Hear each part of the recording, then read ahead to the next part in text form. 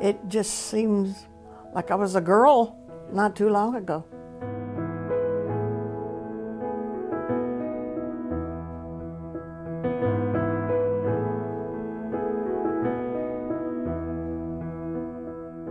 My name is Barbara Camp. I'm Barbara Dean Strainer. My mother died when I was 5. That was real hard. I lived at the home the first time when I was about 6 years old, or maybe 8, when things got a little tough and Dad lost the job. I was 10 when I went to the home, and it was a terrible, terrible feeling to be left. But I had a good life at the home. They were just really good to me. My mother's oldest sister arranged that we would go back to the home. I must have been 9 or 10 years old, or maybe even 12, I don't know. We stayed there about four years or so, and I was 15 when I left.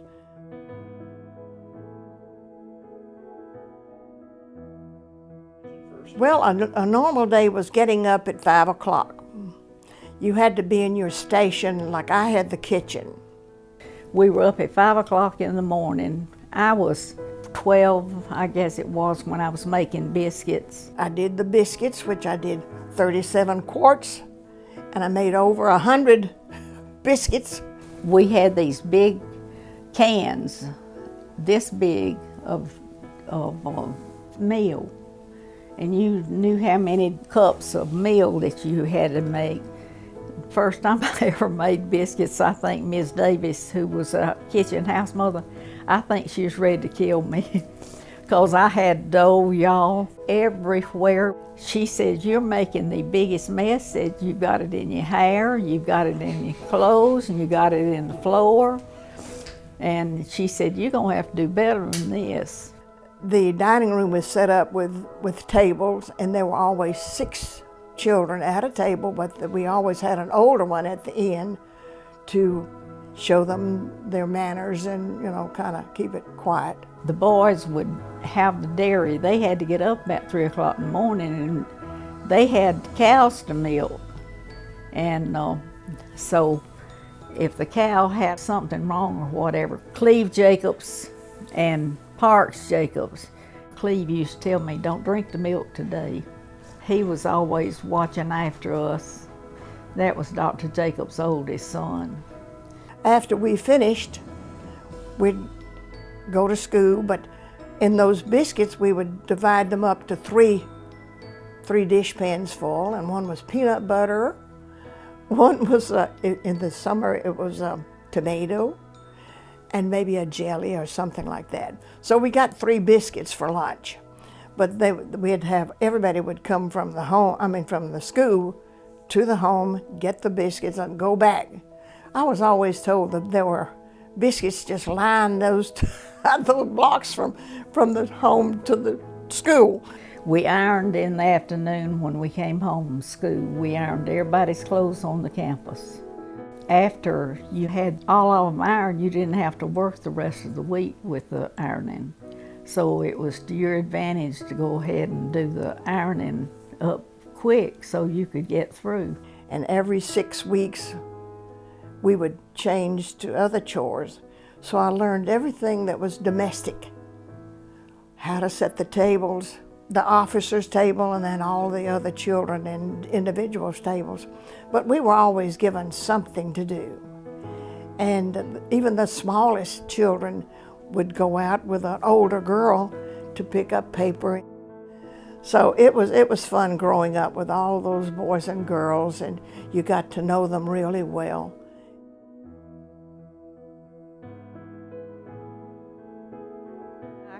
If South Highland went to Montreat, one time they'd go 5 times, and I got to go every time. We had a little 30-piece orchestra. I played the bass violin, and we would travel from one Presbyterian church to the other. I went to Montreat 2 or 3 times a summer, usually. Every time they'd go, they'd invite me to go. So I had a good time. And when we went to South Highland Presbyterian, I think I was maybe 13 or so. So we got to spend the night with the members, so 2 by 2. Suzanne Benton and John were dating. They all had a following, and we were right in the middle of it. I spent the night with Margie Perkins' grandmother that lived on 20th Street. So that was the fun part, one of the fun parts is being, and I thought to myself, one of these days I want to be a member of that church. 1960. We joined the church then. So I started going to South Highland Presbyterian Church, and I saw Barbara Camp there, and I thought, she never told me that she came to this church, so here we are, Barbara Camp and myself in the church, and we just kind of fit in, Presbyterians to the core, I guess.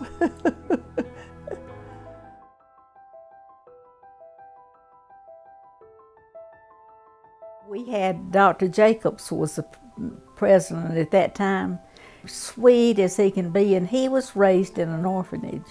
So he knew every move you were making. Whatever you were doing, if you were hiding behind the bushes kissing your boyfriend, it was one of those things. But he was very, very good to me. Every Saturday, the boys would have to have baths and everything. And we used Octagon soap. That would make your ears just shine. And I would turn my eyes, and when they'd get out of the tub and wrap the towel around them, then they'd run down the dormitory and take the towel off. I said, you're bad boys. It was fun. They always liked to tease me. Ms. Barker was the house mother that we were so close to. She supported us all the way in all the activities in school. She knew when you were dating somebody, she knew everything about it. She was a real mother about things like that. They would say, Bobby, go and ask Ms. Robinson if we can swim this Sunday. Well, it would be after church, of course. But I was appointed a lifeguard, and I didn't even know how to swim. I didn't like getting my hair wet. So, so I prayed and prayed, Lord, don't let anybody get in trouble in this water, because I wouldn't know how to start saving them.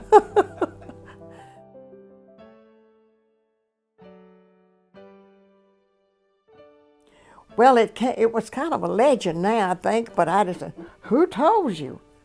I was 17 at the time. He says, I'll get marriage license down at the courthouse.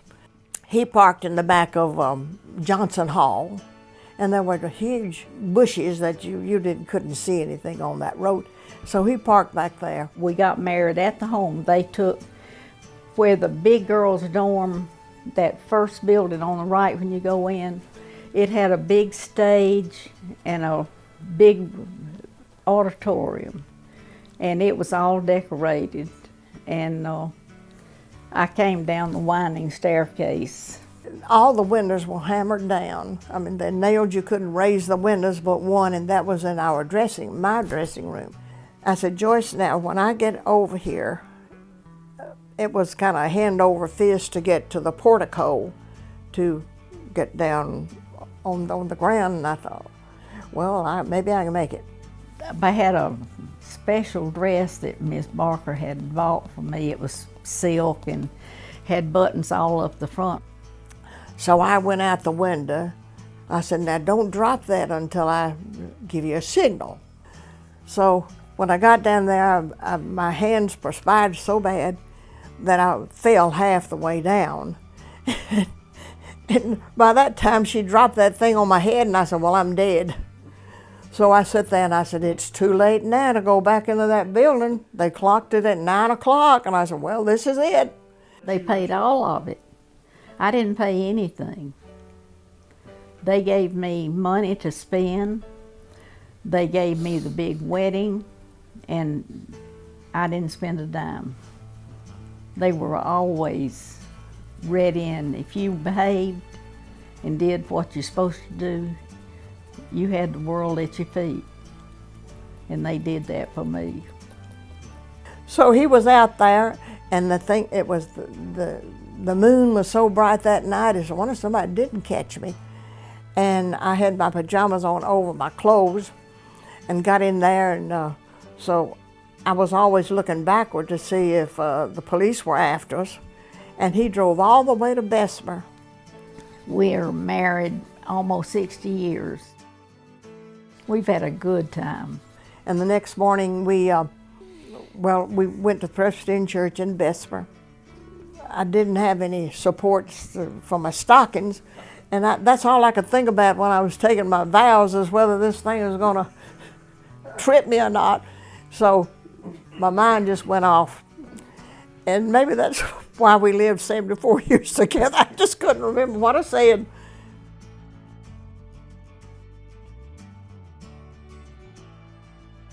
We felt like the home would always be there for us, which it has been. Well, we knew we were loved. That was the main thing, I think. They didn't want us to feel like outsiders, and we didn't. I always felt that I was very protected. There were a lot of places and things that things could have gone wrong. I mean, you wouldn't have known I was from the home. But most of us at that time, they didn't either. Because we all had a good supervisor, and it was just like your own mother and daddy. Others may have more than you, but that's all right. If God comes into your life, I was 10 years old, when Christ comes into your life, it doesn't matter anymore. You can have friends or you don't have friends. It's just that He makes it all possible for you to stand on your own 2 feet and accept things as they are. Well, it was wonderful knowing that I had somebody backing me.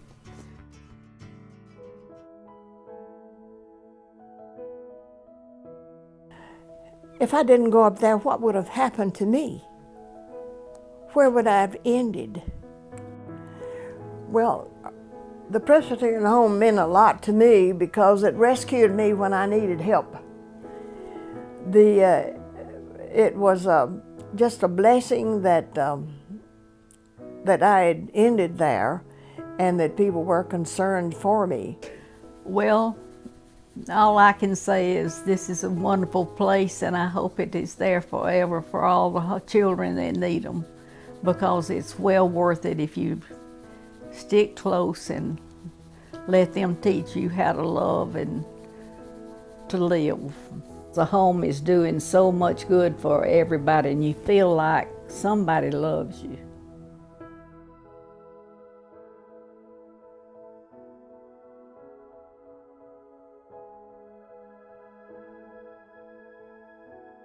He said, are you going to give me a kiss? And I said, I don't kiss strangers. He said, well, I'm not a stranger. My name is Strainer. I said, well, I thought, well, that's a good one. The first time he took me, he brought me back home, he said, call me sometime. I said, call you? I said, ladies don't call men. He said, they do me. I said, well, I don't.